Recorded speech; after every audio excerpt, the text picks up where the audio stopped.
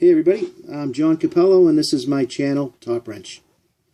I'm reading to you right now from a book called Anatomy and Physiology. It's a textbook. As I mentioned earlier, there's not a lot of text listening material out there. At least there wasn't when I looked. There might be now and there might be sometime in the future, now that I'm doing this, but the human body does not come with an owner's manual, so a lot of this material in here is going to be useful not only to students but to just about everybody who has an interest in what's going on with their body, how things work. Hoping to expand my channel and include other subjects. The name Top Wrench is the name of my automotive repair business, so that's where that came from, which is my trademark. Hint, hint, hint. So I'm going to continue reading. We stopped here at basic anatomy terminology, which is part of chapter 1. And I'm going to continue on through, see how far we can get. As I mentioned earlier, this is a big book. There's a lot of subjects that I want to cover. I'm not just going to cover anatomy. Hopefully we will touch on mechanics, auto repair, philosophy, cultural anthropology, a lot of different things. There's a lot of great subjects out there that we can cover. But right now, this is a very big book. And if you have an interest in narrating and you'd like to be a guest reader, please contact me at topwrenchauto@aol.com. topwrenchauto@aol.com. And let me know. And we'll see if we can get something going here. And without further ado, back to the book. Basic anatomical terminology. The objective of this chapter is to describe the anatomical positions, to relate the common names to the corresponding anatomical descriptive terms for various regions of the human body, to define the anatomical planes, sections, and directional terms used to describe the human body, outline the major body cavities, the organs that contain their associated linings. That last line read, to outline the major body cavities, the organs they contain, and their associated linings. Scientists and healthcare professionals use a common language of special terms when referring to the body structures and their functions. The language of anatomy they use has precisely defined meanings that allow us to communicate clearly and precisely. For example, is it correct to say the wrist is above the fingers? This might be true if your upper limbs are at your sides. But if you hold your hands above your head, your fingers would be above the wrists. To prevent this kind of confusion, anatomists use a standard anatomical position and a special vocabulary for relating body parts to one another. The body positions, description of any region or part of the human body, assume that it is in a specific stance called the anatomical position. In the anatomical position, the subject stands erect, facing the observer, with the head level and the eyes facing directly forward. The feet are flat on the floor and directed forward, and the upper limbs are at the sides with their palms turned forward. In the anatomical position, the body is upright. Two terms describe a reclining body. If the body is lying face down, it is in the prone position. If the body is lying face up, it is in the supine position. The human body is divided into several major regions that can be identified externally. The principal regions are the head, neck, trunk, upper limbs, and lower limbs. The head consists of the skull and the face. The skull encloses and protects the brain. The face is in the front position of the head that includes the eyes, nose, mouth, forehead, cheeks, and chin. The neck supports the head and attaches it to the trunk. The trunk consists of the chest, abdomen, and pelvis. Each upper limb attaches to the trunk and consists of the shoulders, armpit, arm, the portion of the limb from the shoulder to the elbow, the forearm, the portion of the limb from the elbow to the wrist and the hand. Each lower limb also attaches to the trunk and consists of the buttocks, thigh, the portion of the limb from the buttocks to the knee, the leg, the portion of the leg from the knee to the ankle and foot. The groin is the area of the front surface of the body marked by a crease on each side where the trunk attaches to the thighs.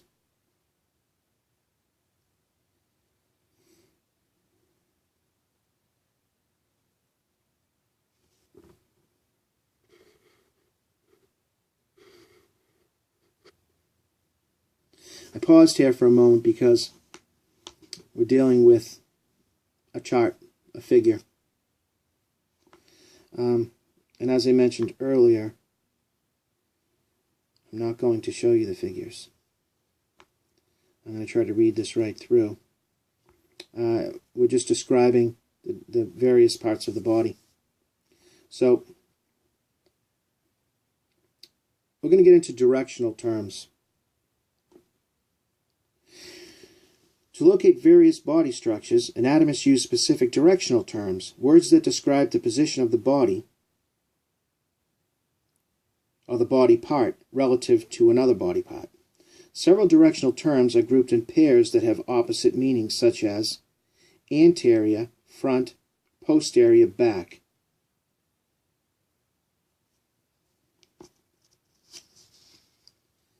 The anatomical positions, the common names and corresponding anatomical terms, are indicated for specific body regions.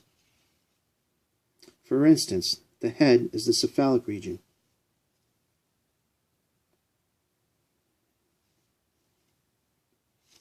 Now, the head, which is the cephalic, includes the skull, cranial, face, facial, forehead, frontal, temple, temporal, eye, orbital or ocular, ear, otic, cheek, buccal, nose, nasal, mouth, oral, chin, mental.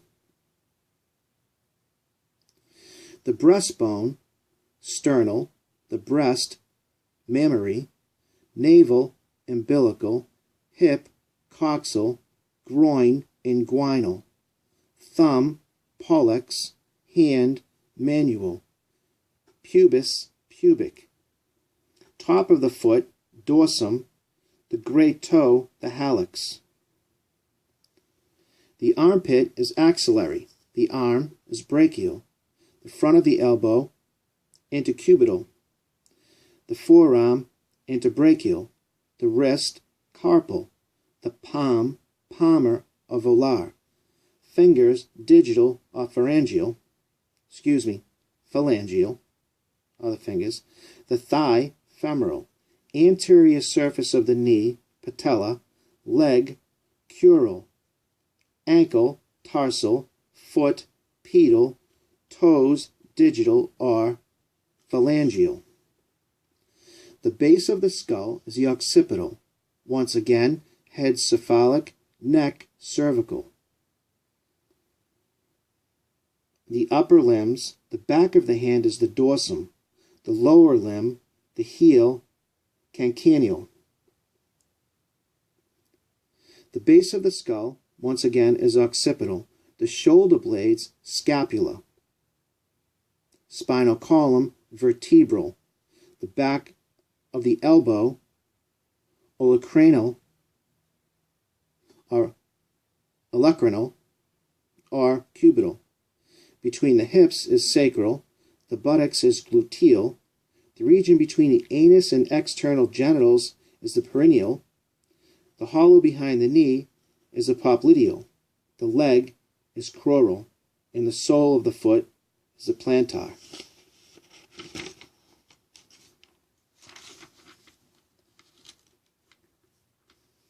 The objective of this section is to define each directional term used to describe the human body. Overview. Most of the directional terms used to describe the relationship of one body part to another can be grouped into pairs that have opposite meanings. For example, superior means towards the upper part of the body, and inferior means towards the lower part of the body. It is important to understand that directional terms have relative meanings. They make sense only when used to describe the position of one structure relative to another. For example, your knee is superior to your ankle, even though both are located in the inferior part of the body. Study the directional terms below in the example of how each is used as you read the examples. Look at figure 1.6, which we won't, to see the location of each structure. As I mentioned earlier, this book is available online. I'm not selling it. I don't make money on it. But it's the 12th edition of the Principles of Anatomy and Physiology. It's available digitally. This is an older book. And I come to find out that several of these different editions are very similar. So I picked one of them up for $2. It's not difficult to get them. And you can also find these online in many different places, just the figures and the illustrations in general. But in the interest of making this audio only friendly as well as audio video, once again, I'm going to continue. So the directional terms are superior. It's defined as towards the head or the upper part of a structure. An example of that, the heart is superior to the liver. Inferior, away from the head or the lower part of a structure. The stomach is inferior to the lungs. Anterior, nearer to or at the front of the body. The sternum, the breastbone, is anterior to the heart. Posterior, nearer to or at the back of the body. The esophagus is posterior to the trachea, which is the windpipe. Medial, nearer to the midline. The ulna is medial to the radius. Or the ulna. Excuse me. The ulna is medial to the radius. Lateral, farther from the midline. The lungs are lateral to the heart. Intermediate, between two structures. The transverse colon is intermediate between the ascending and descending colon. Ipsilateral, on the same side of the body as another structure. The gallbladder and ascending colon are ipsilateral. Contralateral, on the opposite side of the body from another structure. The ascending and descending colons are contralateral. Proximal, nearer to the attachment of a limb to the trunk, nearer to the origination of a structure. The humerus is proximal to the radius. Distal, farther from the attachment of a limb to a trunk, farther from the origination of a structure. The example, the phalanges are distal to the carpal. Superficial, towards or on the surface of the body. The ribs are superficial to the lungs. Deep, away from the surface of the body. The ribs are deep to the skin of the chest and back.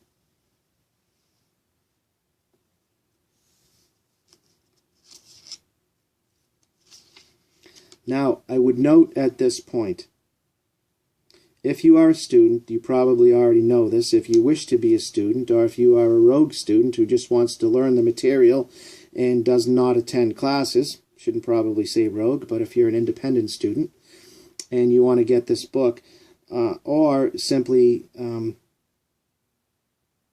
access it online for a membership, there are audio presentations much like this, but it comes with a membership.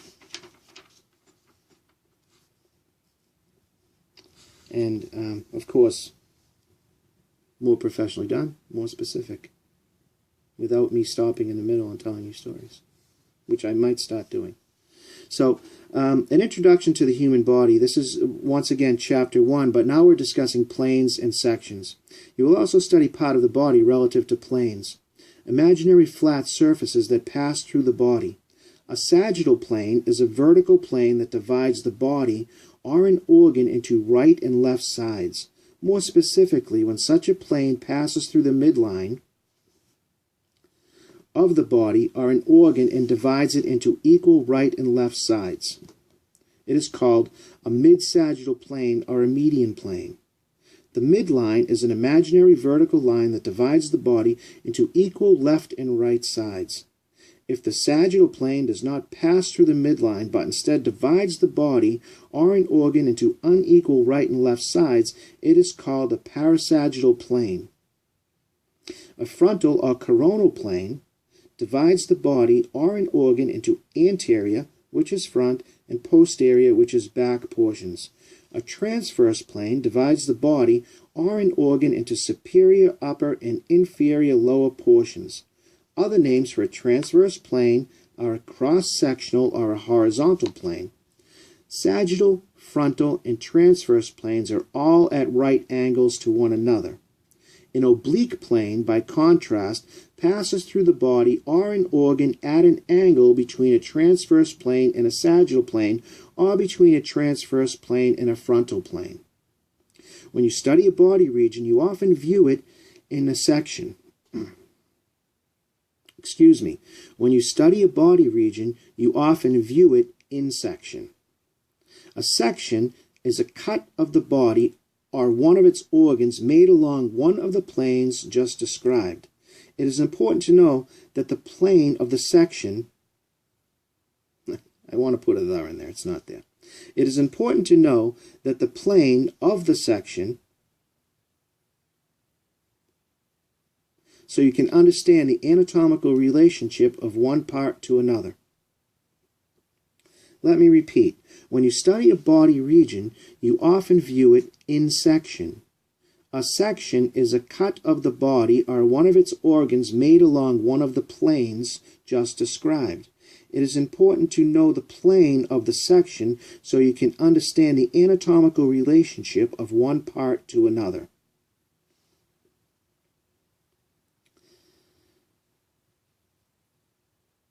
Planes and sections through different parts of the brain.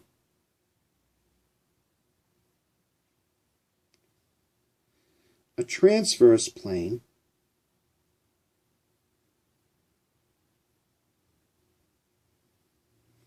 is shown.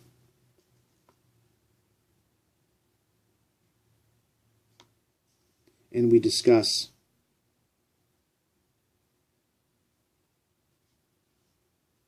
transverse, frontal, and mid-sagittal, the various views.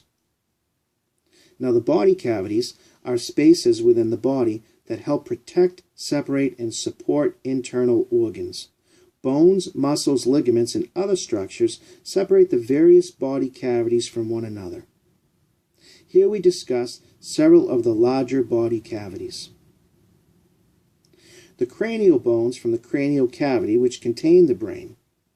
The bones of the vertebral column, or the backbone, form the vertebral spinal canal, which contains the spinal cord, 3 layers of protective tissue, the meninges, line the cranial cavity in the vertebral canal.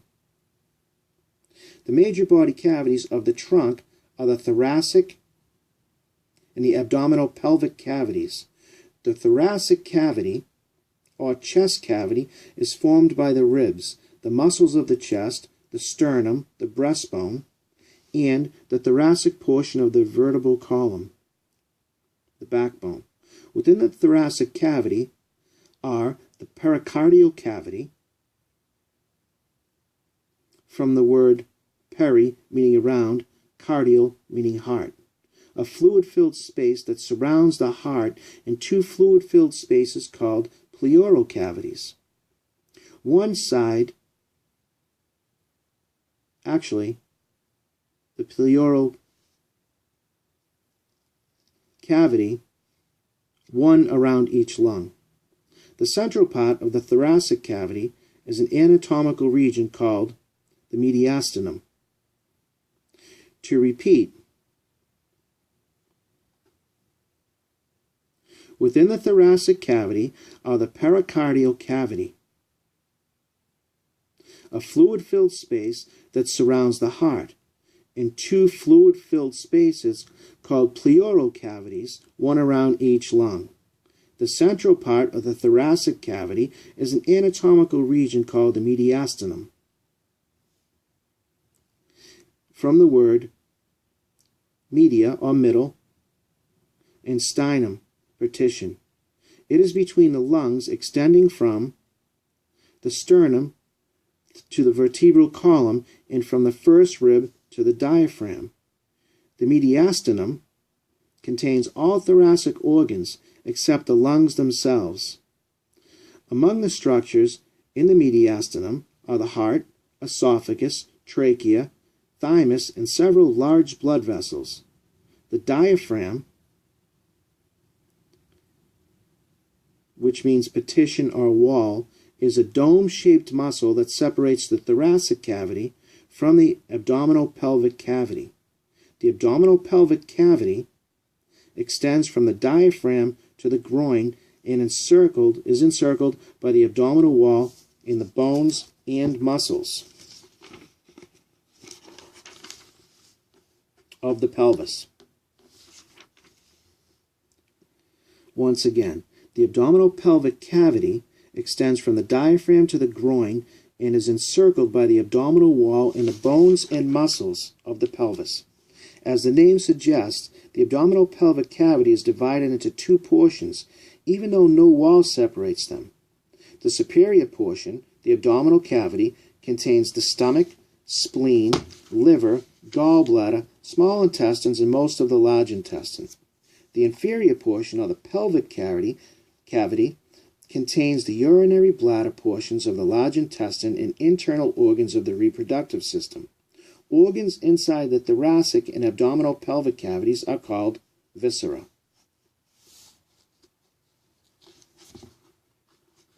Thoracic and abdominal cavity membranes. A thin, slippery, double-layer serous membrane covers the viscera within the thoracic and abdominal cavities and also lines the wall of the thorax and the abdomen. The part of a serous membrane, or the parts, plural, of a serous membrane are the parietal layer, which lines the walls of the cavities, and the visceral layer, which covers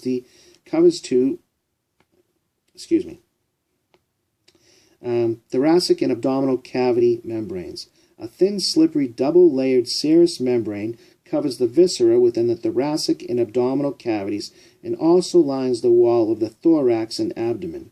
The parts of a serous membrane are the parietal layer, which lines the walls of the cavities, and the visceral layer, which covers and adheres to the viscera within the cavities. A small amount of lubricating fluid between the two layers reduces friction, allowing the viscera to slide somewhat during movements, such as when the lungs inflate and deflate during breathing. The serous membrane of the pleural cavities is called the pleura. The visceral pleura clings to the surface of the lungs, and the interior part of the parietal pleura lines the chest wall, covering the superior surface of the diaphragm. In between is the pleural cavity, filled with a small amount of lubricating fluid. The serous membrane of the pericardial cavity is the pericardium. The visceral pericardium covers the surface of the heart. The parietal pericardium lines the chest wall. Between them is the pericardial cavity, filled with a small amount of lubricating fluid. The peritoneum is the serous membrane of the abdominal cavity. The visceral peritoneum covers the abdominal viscera, and the parietal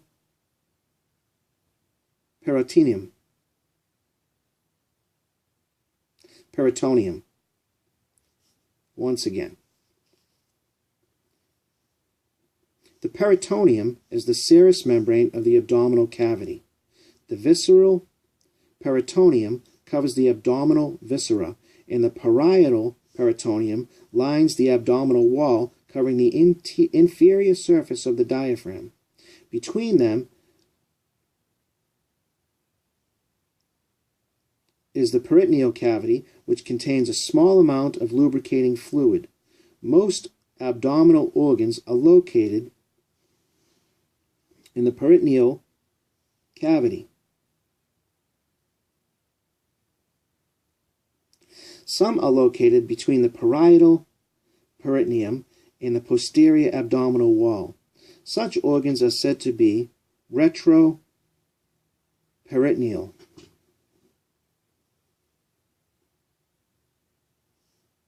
Retro meaning behind.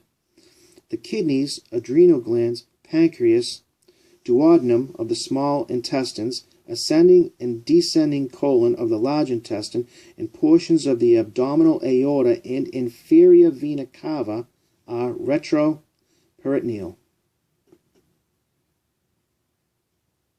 In addition to the body's cavities just described, you will also learn about other body cavities in later chapters. These include the oral, the mouth cavity, which contains the tongue and teeth, the nasal cavity and the nose, the orbital cavities, which contain the eyeballs, the middle ear cavities, which contain small bones in the middle ear, and synovial cavities, which are found in freely movable joints and contain synovial fluid. A summary of body cavities and their membranes is represented in the table,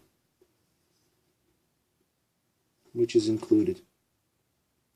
Now, to backtrack here for a moment, a word that I stumbled on. Whenever you stumble on a word in a text, you're probably better off to go back and read that word over again and pull a definition on it. If there's any part of a text that you do not understand, if there's any word that you do not understand, you will not absorb the entire text.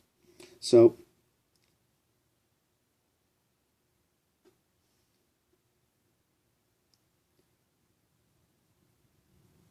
peritoneum,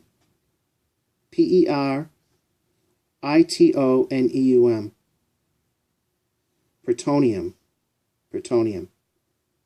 peritoneum is the serous membrane of the abdominal cavity. The visceral peritoneum covers the abdominal viscera, and parietal peritoneum lines the abdominal walls, covering the inferior surface of the diaphragm. Between them is the peritoneal cavity, which contains a small amount of lubricating fluid. Most abdominal organs are located in the peritoneal cavity. Some are located between parietal peritoneum and the posterior abdominal walls. There we go.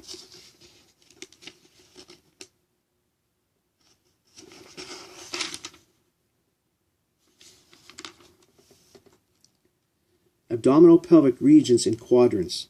To describe the locations of many of the abdominal and pelvic organs more easily, anatomists and clinicians use two methods of dividing the abdominal pelvic cavity into smaller areas. In the first method, two horizontal and two vertical lines are aligned like tic-tac-toe grid, and they partition this cavity into 9 abdominal pelvic regions. The top horizontal line, the subcostal line, is drawn just inferior to the rib cage across the inferior portion of the stomach. The bottom horizontal line, the transtubercular line, is drawn just inferior to the tops of the hip bones. Two vertical lines, the left and right midclavicular lines, are drawn through the midpoint of the clavicles, collarbones, just medial to the nipples. The 4 lines divide the abdominal pelvic cavity into larger middle sections and smaller left and right sections.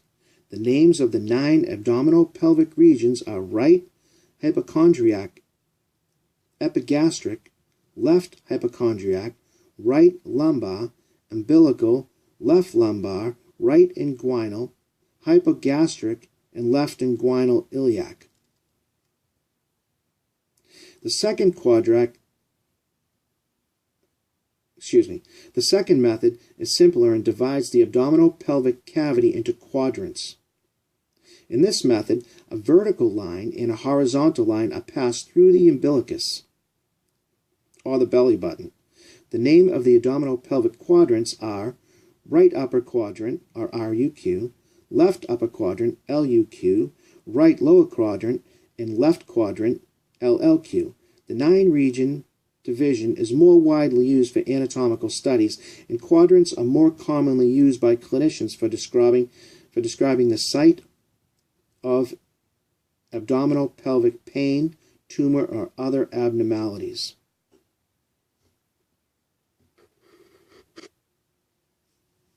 So we're going to move on to imaging. And what's interesting about the various regions of the body are when they mention the left hypochondriac region, the right hypochondriac region, those are older terms. And they call it the hypochondriac region because, as you know, a hypochondriac is someone who believes they're sick or claims to be sick, but they're not. And originally they said, okay, whenever somebody is faking or whenever someone thinks that they're sick and they point to an area, so, oh, where's the pain? Oh, it's here. It's in the right hypochondriac region. But they wouldn't say the right hypochondriac region. They would say, oh, it's just below my right breast on my rib. And of course, everybody knew back then that there were no organs there. So, and you need a rim shot on that one because, yeah, there are organs there. And there are things that could cause illness, but they didn't think so then. And so this is why the quadrant method is much more accurate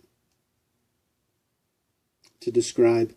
And so these, the various positions, which I'm sure you will go over again and again, and the pronunciations as well. You'll go over again and again. But they're important in all aspects of medicine and all aspects of anatomy, and mostly important, right off the bat in imaging. And so in this section about imaging, the objective is to describe the principles and the importance of medical imaging procedures in the evaluation of organ functions and the diagnosis of disease. Medical imaging refers to techniques and procedures used to create images of the human body.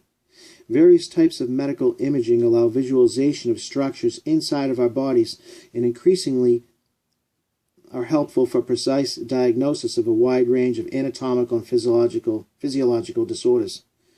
The grandparent of all medical imaging techniques is conventional radiography, X-rays, in medical use since the late 1940s. Newer imaging technologies not only contribute to diagnosis of disease, but they also are advancing our understanding of normal physiology. Other imaging methods, such as cardiac catheterization, will be discussed in later chapters. Radiography is a procedure. It's a single barrage of X-rays that pass through the body, producing an image of interior structures on X-ray sensitive film. The resulting two-dimensional image is a radiograph, commonly called an X-ray. Radiographs are relatively inexpensive, quick, and simple to perform, and usually provide sufficient information for diagnosis. X-rays do not easily pass through dense structures, so bones appear white. Hollow structures, such as the lungs, appear black. Structures of intermediate density, such as skin, fat, and muscles, appear at varying shades of gray. At low doses, X-rays are useful for examining soft tissue, such as the breast, mammography, and for determining bone density, bone densitometry. It's necessary to use a substance called a contrast medium to make hollow or fluid-filled structures visible in radiographs. X-rays make structures that contain contrast media appear white. The medium may be introduced by injection, orally or rectally, depending upon the structure to be imaged.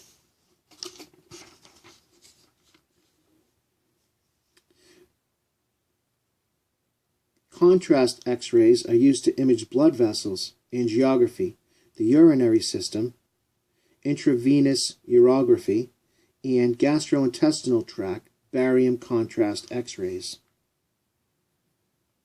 Magnetic resonance imaging, or MRI, The body is exposed to a high-energy magnetic field which causes protons, small positive particles within atoms such as hydrogen, in body fluid and tissue to arrange themselves in relation to the field.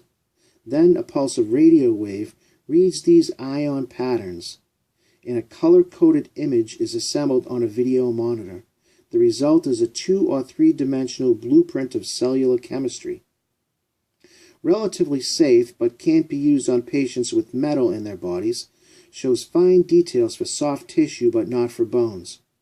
Most useful for differentiating between normal and abnormal tissues, used to detect tumors and artery clogging fatty plaques, to reveal brain abnormalities, measure blood flow, and detect a variety of musculoskeletal, liver, and kidney disorders. Computed tomography, or CT, formerly called computerized axial tomography, or CAT scanning. Computer-assisted radiography, in which an X-ray beam traces an arc at multiple angles across a section of the body. The resulting transverse section of the body, called a CT scan, is shown on a video monitor. CT scan visualizes soft tissues and organs with much more detail than conventional radiographs. Differing tissue densities show up at various shades of gray. Multiple scans can be assembled to build 3-dimensional views of structures. In recent years, whole body CT scanning has emerged. Typically, such scans actually target the torso.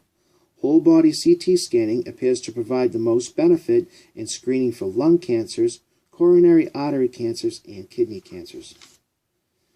The ultrasound is a high-frequency sound wave produced by a handheld wand, reflected off body tissue, and are detected by the same instrument. The image, which may be still or moving, is called a sonogram and is shown on a video monitor. Comments of this ultrasound scanning are that it is safe, non-invasive, painless, and uses no dyes. Most commonly used to visualize the fetus during pregnancy. Also used to observe the size, location, and actions of organs and blood flow through blood vessels. Doppler ultrasound. Positron emission tomography, or PET. A substance that emits positrons, positively charged particles, is injected into the body, where it is taken up by tissue. The collision of positrons with negatively charged electrons in body tissues produces gamma rays, similar to X-rays, that are detected by gamma cameras positioned around the subject. A computer receives signals from the gamma camera and constructs a PET scan image displayed in color on a video monitor. The PET scan shows where the injected substance is being used in the body. In the PET scan image, the black and blue colors indicate minimal activity. The red, orange, yellow, and white colors indicate areas of increasing greater activity. The PET scan is used to study the physiology of body structures such as metabolism in the brain or the heart. Radionuclide scanning. A radionuclide, a radioactive substance, is introduced intravenously into the body and carried by the blood to the tissues to be imaged. Gamma rays emitted by radionuclide are detected by gamma cameras outside the subject and fed into a computer. The computer constructs a radionuclide image.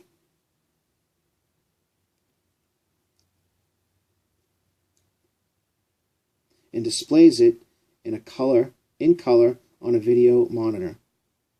So once again, the computer constructs a radionuclide image and displays it in color on a video monitor. Areas of intense color take up a lot of the radionuclide and represent high tissue activity. Areas of less intense color take up smaller amounts of the radionuclide and represent low tissue activity.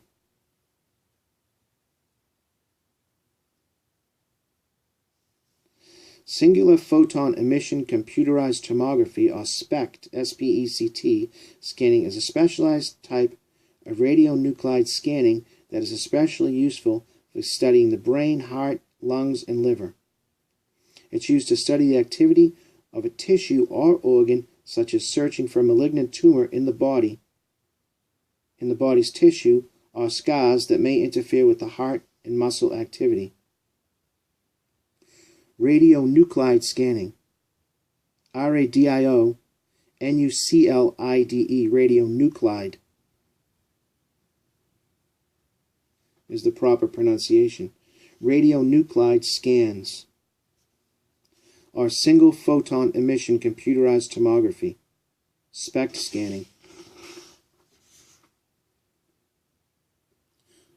Another common medical imaging procedure is the endoscopy. The endoscopy, the visual examination of the inside of body organs or cavities using a lighted instrument with lens called an endoscope. The image is viewed through the eyepiece or the endoscope or projected onto a monitor. Examples of endoscopy include colonoscopy, laparoscopy, arthroscopy. Colonoscopy is used to examine the interior of the colon, which is part of the large intestine. Laparoscopy is used to examine the organs within the abdominal pelvic cavity. Arthroscopy is used to examine the interior of a joint, usually the knee. And with that, we have finished Chapter 1. And there are several test questions in this text. We're going to move on to the chemical level of organization when I return.